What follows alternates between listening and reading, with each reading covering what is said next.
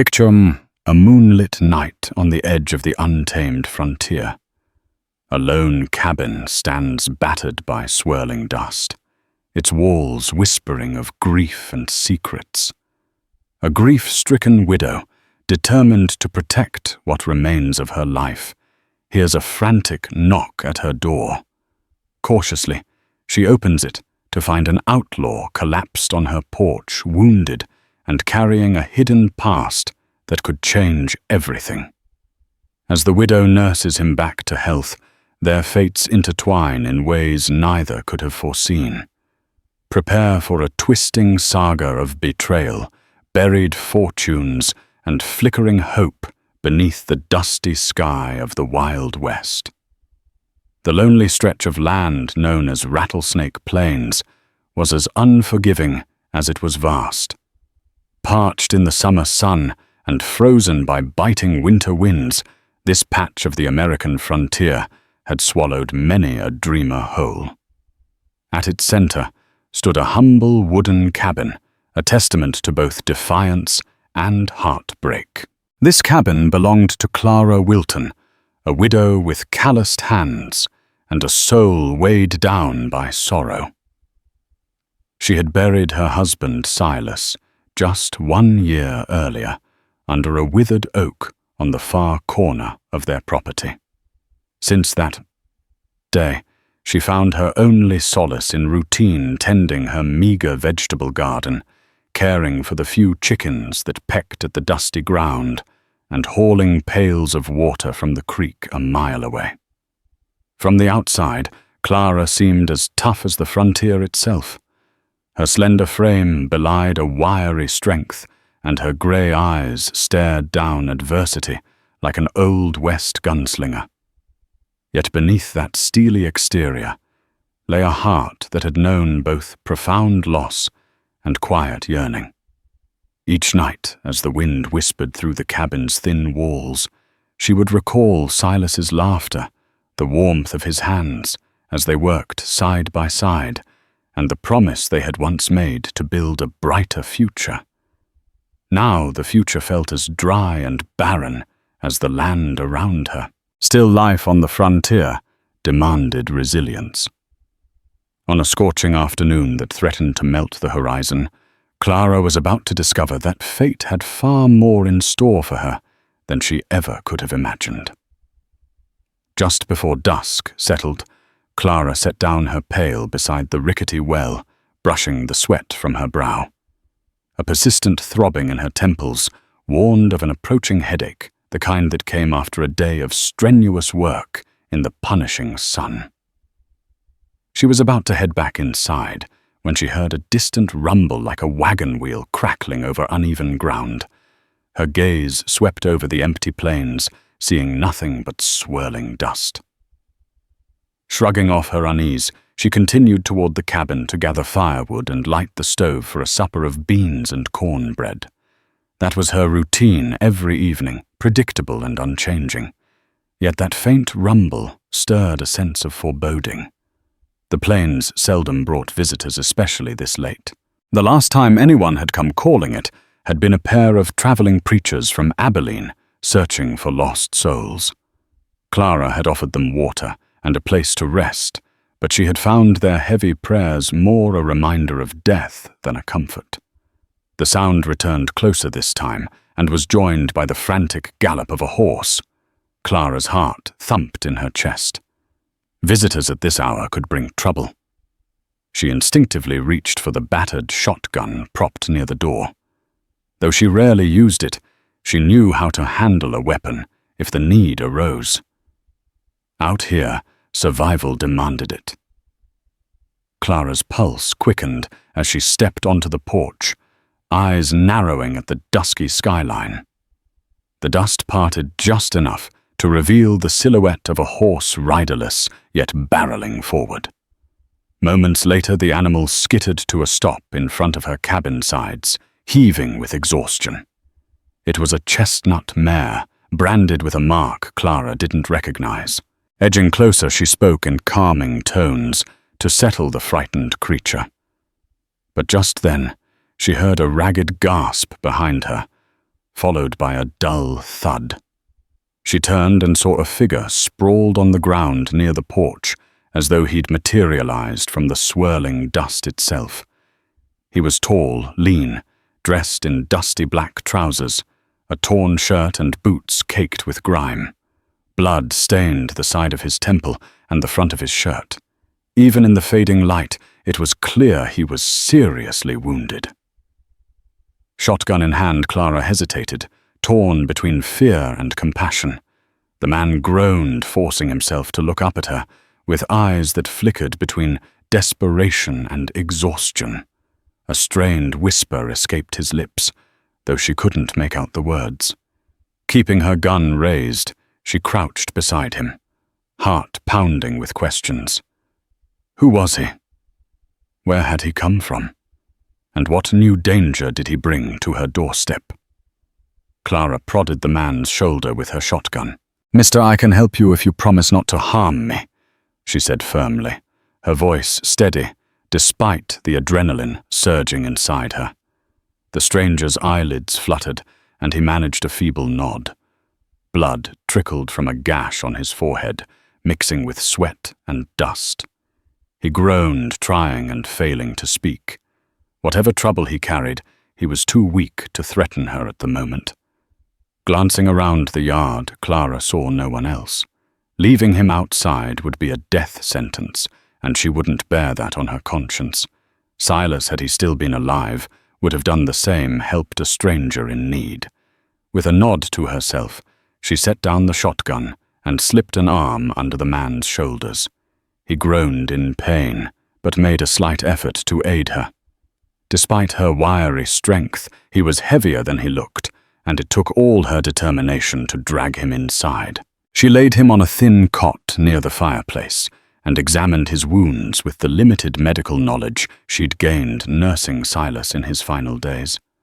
A bullet had grazed the man's head, creating a nasty wound, and a second injury oozed blood from his side.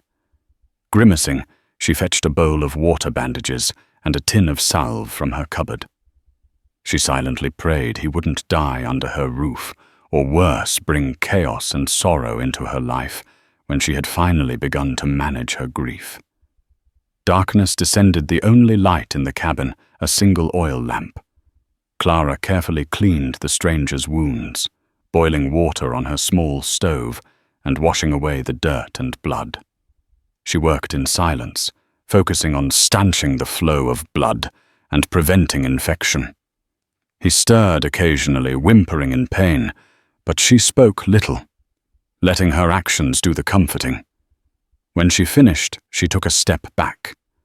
The head wound was painful but superficial. The bullet tear in his side, however, needed stitches. With hands that trembled slightly, she sterilized a sewing needle in the fire and threaded it with thick black string. The man's breathing eased a fraction once the bandage was secure, though every breath still rasped. Exhausted, Clara wiped sweat from her forehead and poured herself a cup of water from the basin. Her reflection in the liquid startled her haunted eyes, pallid cheeks. She had been alone so long that another person's presence, especially one so close to death, felt foreign and unsettling. "God help me," she whispered. Unclear whether she meant the plea for herself or this unknown soul. Outside, a dry wind rattled the shutters, a constant reminder of the unforgiving plains. She locked the windows and door, then positioned herself in a chair by the cot. Her shotgun lay across her lap. If he survived the night, she would demand answers come morning. For now, she kept watch as the unrelenting frontier night pressed in, uncertain what dawn might bring. Dawn arrived in soft strokes of pink and orange across the sky. The stranger slept, though restlessly, his face twitching as if haunted by nightmares. Clara rubbed the crick in her neck. She had dozed on and off in the chair shotgun, never far from reach. Stepping outside for a breath of fresh air, she found the chestnut mare still tethered where she'd left her, skittish but calmer. Poor girl, she murmured, spotting a fresh scrape on the mare's flank. She ran a soothing hand along the animal's neck, taking note of the unfamiliar brand and intricate mark she couldn't place. Curiosity tugged at her. If the horse was stolen or belonged to someone dangerous, trouble would soon follow. She hauled water from the well for the mare to drink, then rummaged in the saddlebag draped over the porch rail. Inside, she found a stash of bullets, a knife, and a small pouch of coins, some silver dollars, and a few gleaming gold pieces, more than a typical drifter would carry. Her heart drummed faster. This man was likely involved in something far bigger than a simple barroom brawl. Beneath the pouch lay a folded piece of parchment stained with blood. Wiping her dusty hands, Clara glanced over her shoulder to ensure he was still asleep. Carefully unfolding the parchment, she read as much as the smeared ink allowed. There was a reference to Gambler's Gulch near the Rio Blanco, and a name that made her spine tingle. Bill Blackjack Madden, rumored to be a ruthless outlaw kingpin. Another line scrawled in trembling script read, "Remember the silver in Amarillo." Her mind churned. If he was mixed up with Blackjack Madden, Clara had inadvertently pulled a lightning rod into her quiet existence. Folding the paper again, she slipped it back into the bag. The man inside had survived the night. Soon she would get her answers. Whether those answers spelled salvation or doom remained to be seen. When the stranger stirred awake, Clara stood by the table, arms crossed, in a stance that communicated both wariness and self-possession. His eyes opened slowly, as though the weak dawn light pained him. For a moment he looked disoriented, glancing around at the plain cabin interior. "You're awake," she said evenly. "That's good. Means you might live. Care to tell me how you ended up bleeding on my doorstep?"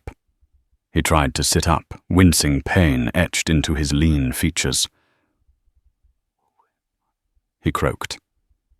"My cabin about 10 miles west of Holliston," she replied, pouring a cup of water and bringing it to him. He gulped it down like a man near death, then sagged against the pillow. "Now answer my question." He closed his eyes as if trying to piece together shards of memory. "Ambush. A job went bad. Someone double-crossed me." His voice sounded scraped raw from exposure, thirst, and agony. She studied him, arms still folded. "A job with Blackjack Madden." His eyes snapped open at the name, a flicker of fear crossing his face.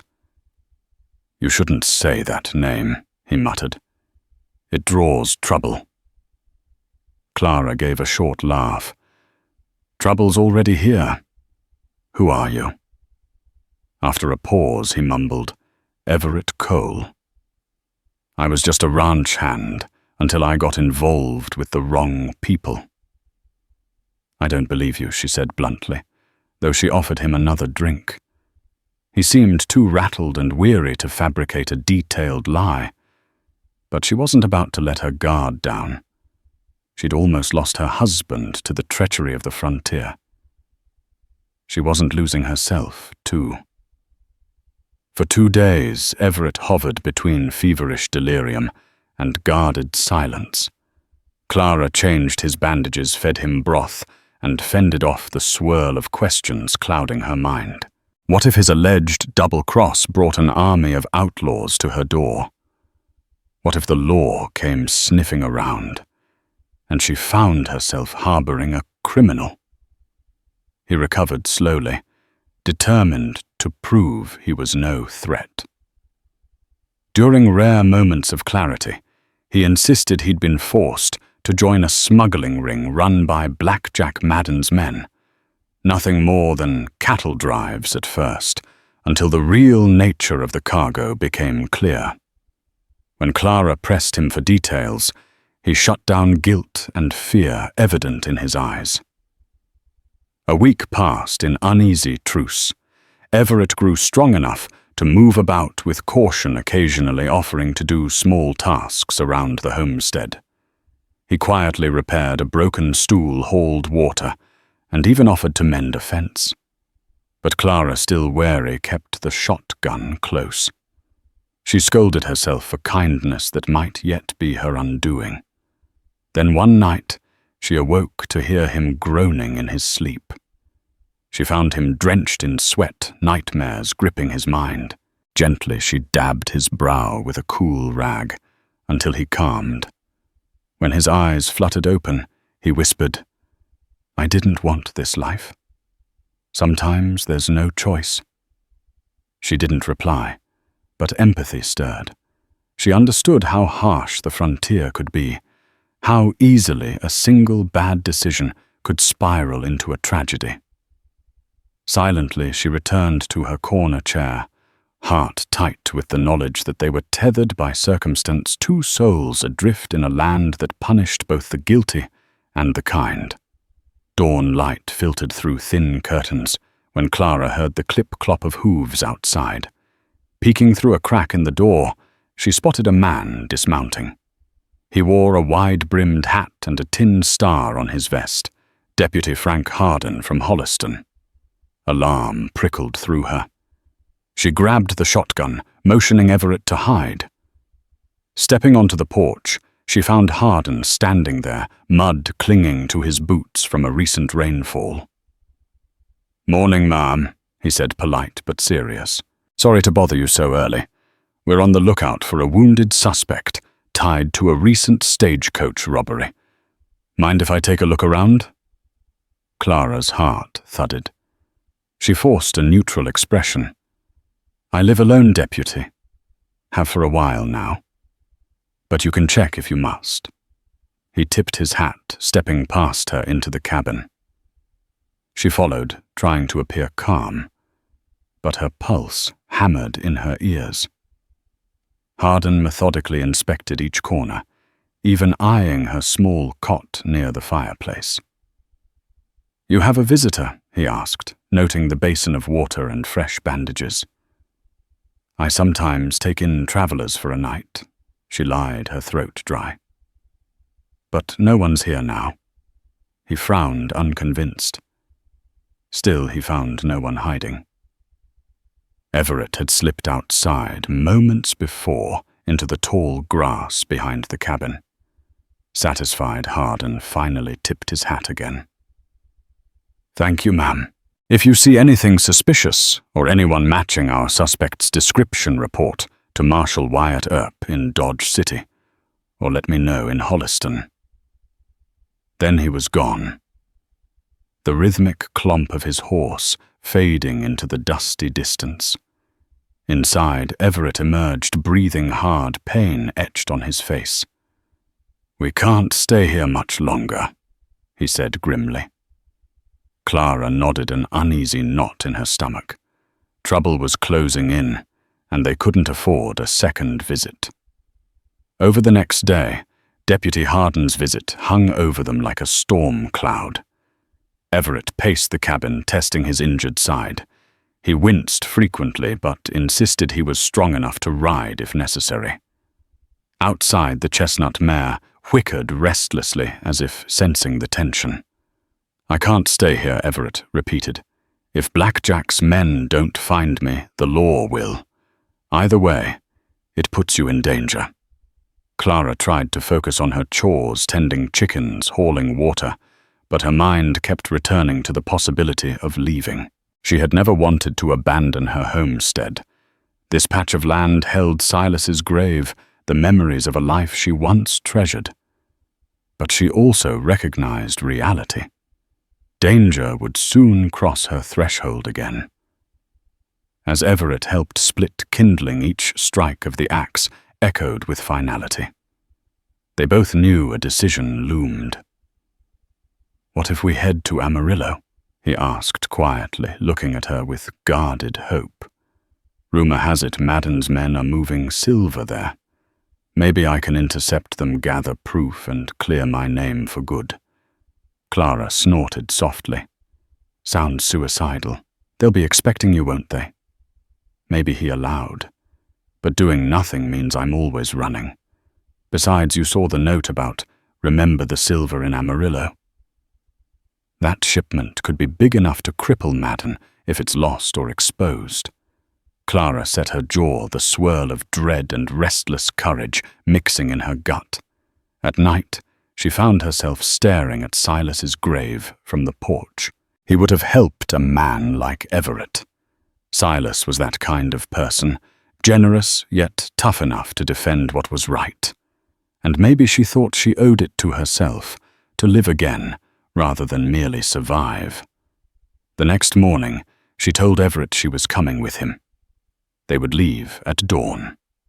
At sunrise, they packed a creaky old wagon with basic supplies: dried beans, a sack of flour, a jar of salve, and Clara's battered shotgun. She wrapped a faded photograph of Silas in cloth, tucking it safely away. Leading her bay-gelding Toby, she took one last look at the cabin. The memories of Silas filled her eyes with tears, but she blinked them away. The cross on the hill seemed to stand in silent approval, or perhaps silent farewell. Their journey began cautiously following dirt roads that snaked through rolling hills. Conversation was minimal, each lost in worry about what lay ahead. After 2 days of travel under a merciless sun, they found brief shelter in a shallow canyon with a trickling stream. While Everett checked the horses, Clara foraged for anything edible among the sparse vegetation. That evening, she stitched a tear in the wagon's canvas cover. Flickers of the campfire danced on Everett's face, revealing the lines of fatigue around his eyes. He hissed softly when he moved wrong pain from his still healing side. "You should rest," she admonished. "Not tired," he murmured, but moments later his eyes fluttered closed. Despite herself, Clara felt a pang of sympathy and something warmer. Their fates had tangled like briars on the frontier, and she had no idea if they would both survive to see the outcome. On the third day, they veered off the main road to avoid passing through larger towns, wary of both lawmen and outlaws. The frontier offered miles of emptiness, and the monotony weighed on Clara's mind. She found herself remembering Silas, his easy laugh, the plans they'd made to expand their chicken coop and maybe start a small orchard one day. Those dreams had died with him, leaving her drifting in a hollow routine. Now, with Everett by her side, she felt the flicker of a new purpose, however dangerous it might be. That afternoon, they encountered a lone traveler. He was an older man with a prospector's pan strapped to his worn saddle, heading to Holliston. He tipped his hat but asked no questions, and Clara exhaled with relief when he rode on. The last thing they needed was more attention. By dusk, they found a secluded spot to camp near a shallow creek. While Everett tended a makeshift stew, Clara checked the wagon's wheels. One was loose, and she feared it might break under rough terrain. As she worked, she realized how quiet Everett had become, his expressions distant. At length he said, "Back in that cabin, I kept thinking I'd die before I could set anything right. Now we're riding straight into Madden's territory. Feels like I might be digging my own grave." Clara paused, meeting his gaze. "If we do nothing, you'll always be a target. Sometimes the only way forward is through the fire." He nodded, a weary acceptance in his eyes. The desert wind kicked up, carrying a faint howl across the plains. For a moment, Clara wondered if they had left behind one set of ghosts only to chase another. By the 5th day, the terrain shifted to rocky passes and scrubby brush. They decided to stop at a tiny settlement called Fort Mason, little more than a smithy, a saloon, and a few hovels clinging to a dusty trail. Arriving at midday, they stabled the horses at the blacksmith's forge, a dour man with a limp who took their coins without a word. Fort Mason's saloon was a ramshackle affair, its sign creaking in the hot wind. Inside, the air was stale with sweat and spilled beer. Two men played cards at a corner table, scowling over their meager winnings. Clara and Everett approached the bar, ordering a sarsaparilla for him and a whiskey for her. The barkeep, an older fellow with pock-marked cheeks, barely glanced up. As Clara quietly sipped her drink, she noticed one of the card players had a brand on his forearm that echoed the pattern on Everett's mare. The realization sent a cold trickle of fear down her spine. She nudged Everett and flicked her eyes toward the marked man. He gave a slight nod, finishing his sarsaparilla in a single gulp. They paid quickly and left, mindful that the card player's gaze followed them out. Outside, the sun felt punishing, but they both agreed staying in Fort Mason was too risky. The aura of hostility clung to the settlement like flies on a carcass. With renewed urgency, they mounted and headed out, each convinced that the man with the branded forearm might spread word of their passing. More than ever, Amarillo seemed both a beacon of hope and the epicenter of danger. Over the next 5 days, their journey wore on. The rolling hills flattened into a high, dusty plateau where the sun blazed relentlessly by day and the night winds chilled the bones. Every traveler's silhouette on the horizon set Clara's nerves on edge, and she kept the shotgun on her lap during the wagon's bumpy ride. Finally, in late afternoon, they glimpsed the outlines of windmills and a water tower against the bright sky. Amarillo, bigger than Holliston, buzzing with commerce and trouble alike. The main thoroughfare bristled with activity. Saloons, general stores, boarding houses, and a swirl of wagons hauling freight or livestock. The noise and bustle were overwhelming after the desolate plains. They stabled their horses at a larger livery on the outskirts, paying for a few nights in advance. The stable hand, a man named Miguel, eyed Everett's limp and asked if he needed a doctor. Everett refused, politely insisting he'd manage. They left the wagon secured under a makeshift roof. Outside, the mingled smells of manure and tobacco smoke hinted at a rough-and-tumble environment. They took a room at a modest boarding house run by Mrs. Penfield, a kindly widow whose good humor reminded Clara of simpler times. Once in their small room, Clara let out a long breath. Now that they were here, they needed a plan to uncover Blackjack Madden's silver operation, intercept it, and somehow, if luck held clear, Everett's name. They exchanged a determined glance. The real battle was about to begin. Amarillo roared with life after sundown. Lamps and lanterns lit the main street, revealing cowboys, gamblers, and ladies of the night drifting in and out of rowdy saloons. Pianos clanged, mixing with boisterous laughter and drunken shouts. Amid this swirl of chaos, Clara and Everett planned to split up quietly, gathering any hints of an upcoming silver shipment. Everett started at the Coyote's Den, a dimly lit establishment rife with card sharks. He nursed a cheap whiskey and eavesdropped on a pair of bounty hunters, bragging about new jobs. Their conversation hinted at a big haul requiring extra muscle to guard it, though they spoke vaguely.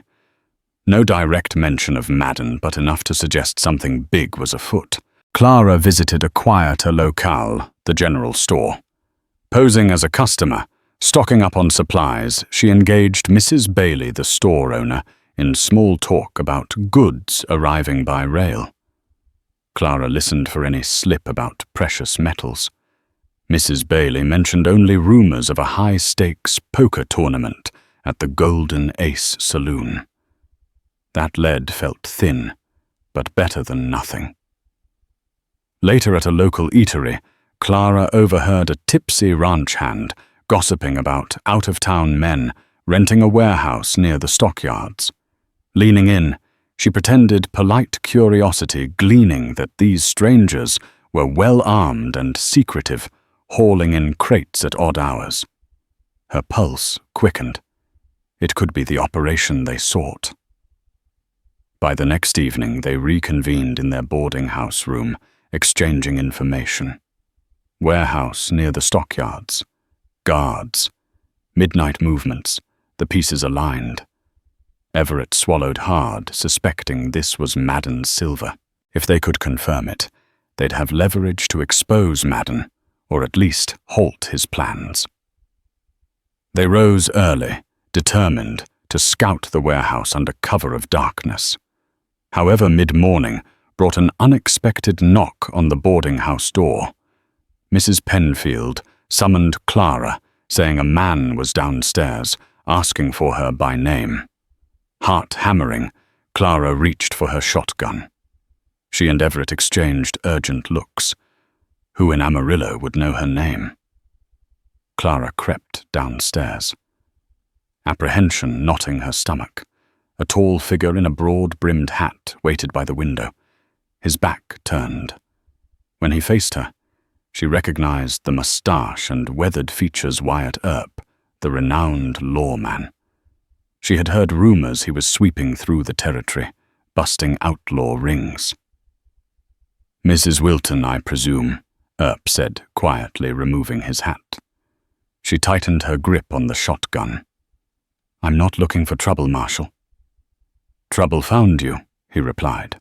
"I'm aware you and a companion have been asking about a warehouse near the stockyards. That cargo belongs to Blackjack Madden's men." His gaze was calm, but intense. "I've been building a case against Madden for months. Now I hear you might have intel." Her mind raced. How had he learned so quickly of their inquiries? "So, are you here to arrest us?" Earp gave a subtle shake of his head. "Not if you're on the right side of the law. I'm here to stop a major shipment of stolen silver from leaving Amarillo. If we work together, we can make it happen." Though wary. Clara sensed sincerity in his voice. Her shoulders eased. "Follow me," she said. "My friend Everett might have more details." Wyatt Earp tipped his hat and followed her up the narrow staircase, leaving Clara's heart pounding with cautious relief. Perhaps they had just found the ally they desperately needed.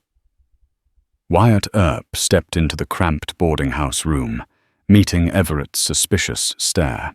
For a moment, tension crackled as Everett's hand twitched near his revolver. Earp raised a placating palm. "I've heard about you, Mr. Cole. If half of what I know is true, you're trying to break free from Blackjack Madden's hold. Let's see if we can help each other." Everett glanced at Clara, then exhaled. "We scouted a warehouse near the stockyards, men with guns crates being moved after dark. We suspect silver bars stolen from various mining operations." Earp nodded. "I have a few trusted deputies in town. We can coordinate a raid, but we need solid proof of wrongdoing. Madden's slippery and wealthy enough to bribe judges. Without evidence, it's just hearsay." Clara explained how they'd overheard conversation about leaving at midnight for Gambler's Gulch. Everett added that he'd heard mention of someone named Hargrove directing the transport. Earp stroked his moustache thoughtfully. "Hargrove is one of Madden's top lieutenants. If we catch him red-handed, that'll be the smoking gun we need to lock Madden away." Everett frowned. "They'll be heavily armed. We're outnumbered." Earp gave a dry chuckle. "I've faced worse odds in Dodge City. Tonight we set up an ambush. Once they start loading the wagon, we move in. If you two don't want to risk your necks further, I'll understand." Clara and Everett exchanged a determined look. They had come too far to back down. Nodding in unison, they pledged to help. Earp's eyes glinted with approval.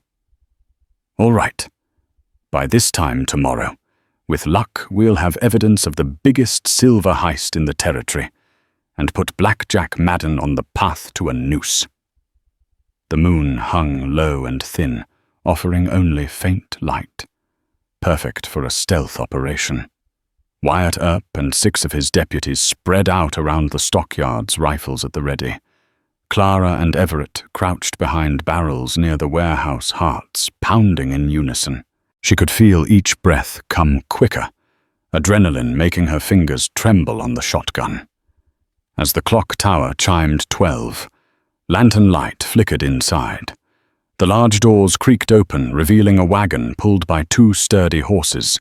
Several men bustled around with crates, the metallic clank from within, suggesting heavy cargo. A tall figure in a dark suit oversaw the work, likely Hargrove. From their vantage point, Clara could hear snippets of conversation about Gambler's Gulch and Madden's orders. Once the wagon was fully loaded, Earp signaled. Deputies sprang from hiding firearms trained on the outlaws. "Hold it right there," Earp shouted, voice commanding. "I'm Marshal Wyatt Earp. You're all under arrest." Startled cries erupted. One outlaw fired wildly, muzzle flash lighting the scene for a split second. Gunfire thundered in return bullets, ricocheting off metal. Clara's heart slammed in her chest as she fired the shotgun at a man trying to slip away. He fell wounded and cursing. Everett squeezed off several revolver shots, striking one of the men climbing onto the wagon. Earp and his deputies advanced with precision, corralling the outlaws before they could fully scatter. In the chaos, Hargrove attempted to retreat behind the wagon, grabbing a rifle to take aim at Earp's back. Clara shouted a warning. Earp dove aside as a shot rang out. Before Hargrove could fire again, Everett tackled him, the rifle clattering away. With Hargrove pinned, the final pockets of resistance collapsed. The outlaws surrendered, some dropping their weapons, others lying wounded and groaning. Smoke hung thick in the air, lit by flickering lanterns. Earp strode to the wagon and pried open a crate. Inside lay rows of gleaming silver bars, each stamped with different mining company marks. Enough stolen wealth to incriminate Madden beyond doubt. Clara lowered her shotgun arms, shaking from the recoil and the lingering terror. They had won, but the gravity of the violence weighed heavy on her soul. By morning, the Amarillo jail overflowed with captured outlaws. Hargrove sat in a cell, staring blankly at the floor. Several others nursed bullet wounds and battered faces. The wagon of silver bars stood under guard outside the sheriff's office, an irrefutable mountain of evidence. Clara and Everett slumped on a wooden bench, exhaustion etched in every line of their faces. Earp, sorting through paperwork, approached them with a grateful nod. "You two did more than enough. If there's a bounty, you'll get your share. But most importantly, I've got the proof needed to go after Blackjack Madden himself." Clara brushed away the idea of money, remembering how they'd once worried about hidden fortunes. "I didn't do this for a reward," she said quietly, a strange calm settling over her. Everett pushed damp hair from his forehead. "Just clear my name, Marshal. I'm tired of running." Earp extended a hand, which Everett gripped firmly. "Hargrove's testimony will bury Madden. You have my word." The lawman paused, glancing between them. "You know, it's people like you, everyday folks, willing to stand up, that make the difference out here. If there's anything else you need, just ask." Then he returned to the frantic bustle of deputies and paperwork. Clara drew in a shaky breath, remembering every tense moment leading to this. The broken fences at her lonely homestead, the sleepless nights nursing Everett's wounds, the bullet-riddled showdown under a pale moon. Victory felt surreal, overshadowed by the realization that everything had changed. For now, the adrenaline of danger ebbed, leaving them with uncertain paths forward.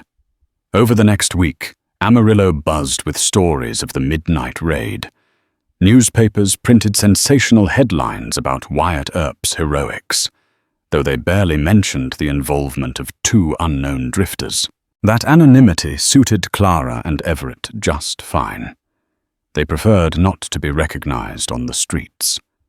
Earp informed them that Blackjack Madden had been arrested in Dodge City.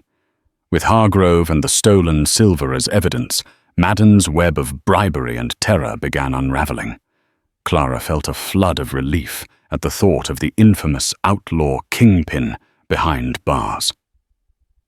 Perhaps that meant Everett could finally live without the constant specter of assassins on his heels. They spent their days resting at Mrs. Penfield's boarding house. Everett's injuries needed time to heal, and Clara found herself battling a lingering fatigue after weeks of stress. Each time she tried to plan her next move, returning to her cabin, or maybe starting fresh somewhere else.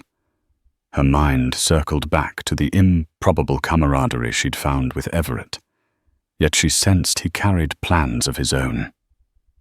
One evening Earp stopped by with final updates. Madden's locked up awaiting trial. "Won't see daylight again if justice is done right," he declared. Clara felt equal parts closure and emptiness. Their shared mission, which had propelled them so far, was complete. Earp gave them both a respectful nod. "I'm heading back on the trail. Plenty more outlaws out there. You two take care of yourselves." With that, he was gone. Clara realized they had to shape their own future now, in a world where Madden's influence no longer overshadowed every step. Soon after Earp's departure, Clara sat on the edge of her bed, gazing at the worn Bible her mother had given her. She flipped through its pages, reflecting on how she once leaned on faith to guide her how she'd lost that faith after Silas's death. The last few weeks had tested her limits, yet also rekindled her sense of purpose. Across the room, Everett slowly packed his few belongings into a saddlebag. His bandages had come off, though he moved gingerly. At length he turned to her. "I'm heading east," he said, voice subdued. "Might join a cattle drive. Try to find a new start with some relatives near the Kansas border." Clara nodded, swallowing the lump in her throat. She'd known this was coming, yet hearing it out loud sparked a pang of sorrow. "I'm going home," she replied, voice steady. "My cabin's still there, my husband's grave. I need to see if I can rebuild that life, or at least make peace with it." Their eyes locked, an unspoken gratitude passing between them. They had faced death, betrayal, and redemption side by side, forging a bond neither had anticipated. "Thank you," he said at last, producing a small pouch of coins, both silver and gold. He pressed it into her hands. "I owe you my life, Clara. Without your help, I'd be dead or rotting in jail. Use this for the ranch or for whatever future you choose." She blinked back tears. "I didn't do it for the money." "I know." He offered a faint, weary smile. "But take it anyway, so you can have options." With that, he shouldered the saddlebag. They left Mrs. Penfield's boarding house together, the morning sun bathing Amarillo's dusty street in hazy gold. A wave of nostalgia washed over Clara. She thought of her arrival with Everett just days ago, how uncertain she'd felt. So much had happened in so little time. Outside the livery stable, they retrieved their horses. Everett's chestnut mare pawed the ground impatiently. Toby Clara's reliable bay gelding nickered softly. For a moment, they stood in silence, each aware this might be the last time they laid eyes on one another. She held his gaze. "I hope you find peace in Kansas, Everett." He placed a gentle hand on her shoulder. "And I hope you find the life you deserve back home." His voice grew rough. "You saved more than just my life. You reminded me people can still care." Clara managed a small, trembling smile. Without further words, they mounted up, riding out of Amarillo side by side for a short distance. Eventually, the trail forked. Everett turned north, offering a final nod, while Clara continued west. As his figure grew distant on the horizon, the hush of the open plains enveloped her once more. She had parted ways with a man who entered her life wounded and full of secrets, and left a redeemed soul bearing hope for a better path. The journey back to Rattlesnake Plains stretched across many lonely miles, the scenery shifting from dusty plateaus to rolling grasslands. Clara drove the wagon at a steady pace, Toby trotting obediently. At night, she camped beneath broad skies, scattered with stars, letting the hush of the frontier soothe her spirit. She found herself thinking less of Silas's death and more of his enduring presence in her memories, the laughter they shared, the dreams they wove. Grief still lingered, but it no longer felt suffocating. When she finally reached her property, the sun dipped low over the horizon, casting her cabin in a soft amber glow. The sight of the modest structure awakened a swirl of emotions. Relief, nostalgia, perhaps a flicker of excitement. She unhitched Toby and let him drink deeply from the well. Then, stepping onto the porch, she gently pushed open the door. Dust motes danced in the late afternoon light, and everything felt smaller than she remembered, like returning to a childhood home after a lifetime away. She took a moment to walk over to the oak tree where Silas's crude wooden cross stood in a patch of wiry grass. Kneeling, she let tears spill down her cheeks. "I'm back," she whispered, "and I'm trying to live again, Silas. I hope that's all right with you." A breeze stirred the leaves as if in quiet affirmation. The day ended with her lighting a lantern, boiling water on her old stove, and sipping tea in silence. She was no longer the isolated widow, merely surviving in the shadows of her grief. She had confronted danger and chosen to fight for something worthwhile. In that resolve, she found the seeds of new life. In the days that followed, Clara began repairing her homestead with an energy she hadn't felt in years. She hired a local handyman with some of the coins Everett had given her, patching the barn roof and expanding the chicken coop. She planted fresh seeds in the vegetable garden, determined to see new growth in the stubborn soil. Each dawn she rose with renewed purpose, feeding the animals and tending the land. Rumors drifted across the plains from traveling merchants. Blackjack Madden's criminal network had fractured under legal pressure, and lawmen hunted down his scattered associates.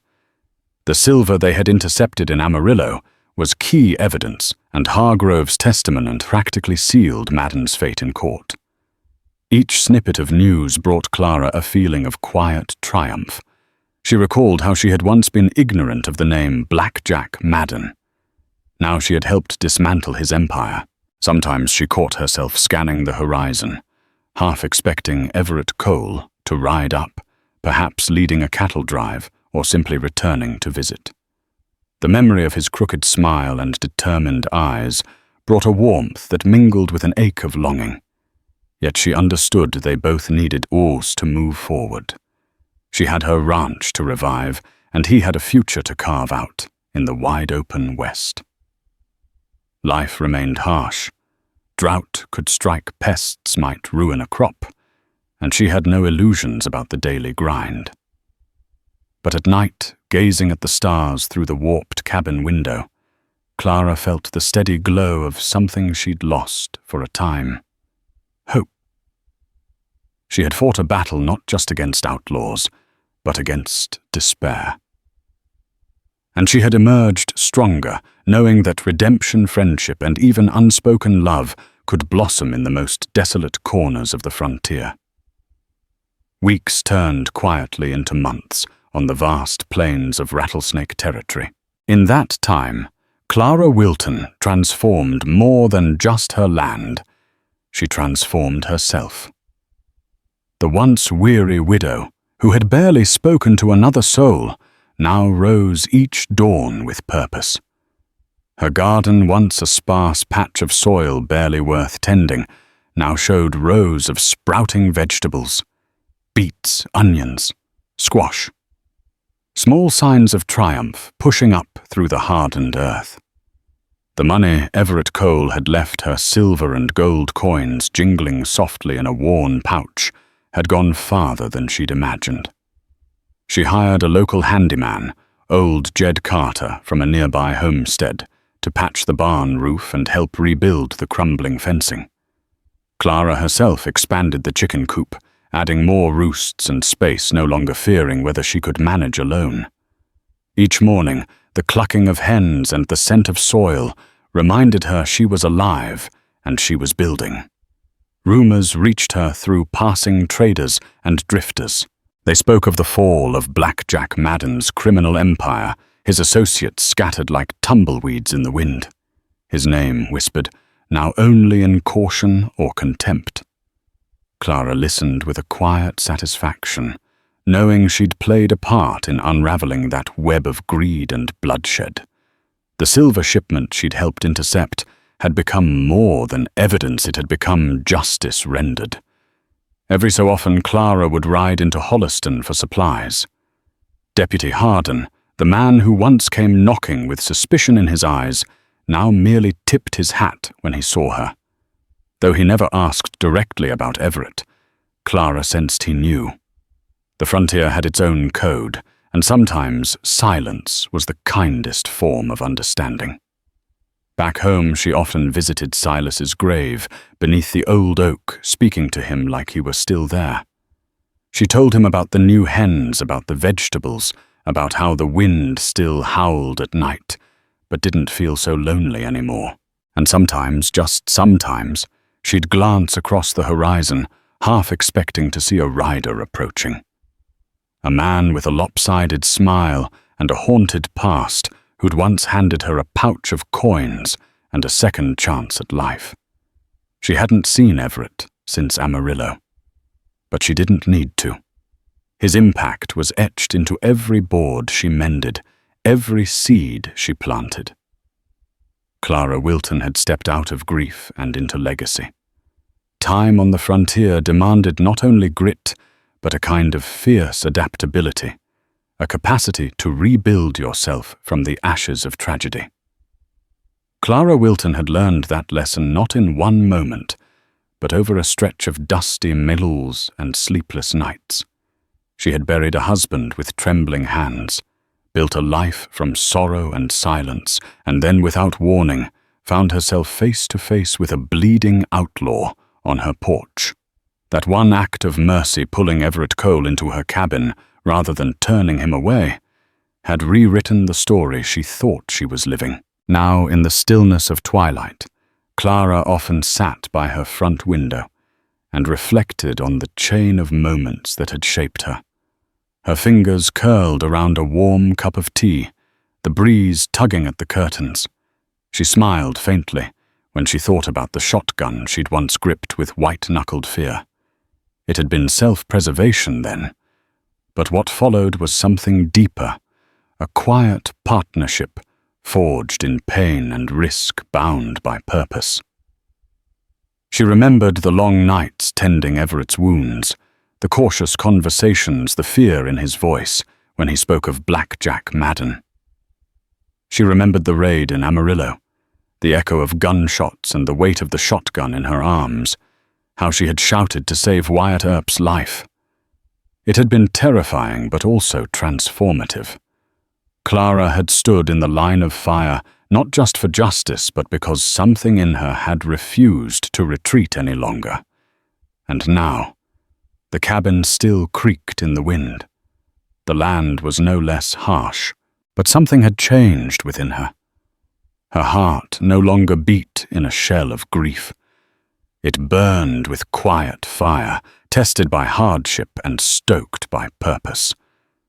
The ghost of Silas remained not as a wound, but as a gentle presence that reminded her of where she came from and how far she'd traveled. Yes, she had seen silver bars glint under the lantern light, But she knew now that the greatest treasure wasn't hidden in crates. It lived in the courage to open a door to a stranger, to fight for what was right, and to walk forward even when the trail was uncertain. In the end, Clara Wilton didn't just survive the frontier. She shaped it with her own hands, her own heart, and a will forged in dust and defiance. Thank you for riding along on this journey into the wild heart of the frontier, where Clara Wilton's courage and an outlaw's desperate quest for redemption collided in a swirl of dust danger and hidden fortune. If Clara's tenacity gripped your imagination, or the raw beauty of the Old West captured your heart, please show your support. Like this video if you enjoyed the tale, share it with anyone who loves a good Western saga, and subscribe to this channel to stay up to date on more stories of grit, hope, and unexpected heroics. Your engagement makes all the difference, fueling future adventures that dive into the spirit of a time when justice was as hard and shimmering as a silver bar, and compassion could be found in the most unexpected places. So keep your boots dusty and your eyes on the horizon. There's always another story waiting to be told. Safe travels, partners.